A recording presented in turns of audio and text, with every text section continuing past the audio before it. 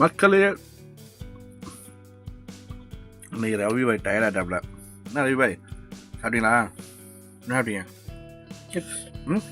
Chips chips அப்படின்னா பிரியாணி.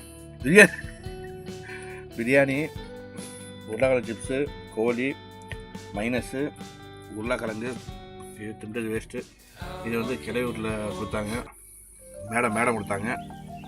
அப்புறம் வந்து பெப்சி. இன்னைக்கு லேட்டாகனால சகருக்கு உள்ள சாப்பாடு இதுதான்.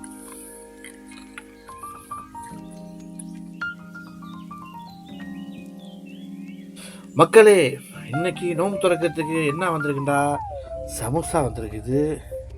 இது வந்து என்னண்டா, இது வந்து ஒரு இனிப்பு, ரவுண்டு இனிப்பு வந்திருக்குது. இது வந்து கேமர் வந்திருக்குது. இது வந்து என்னமோ சொல்லுவாங்க, 10,000 வந்திருக்கு.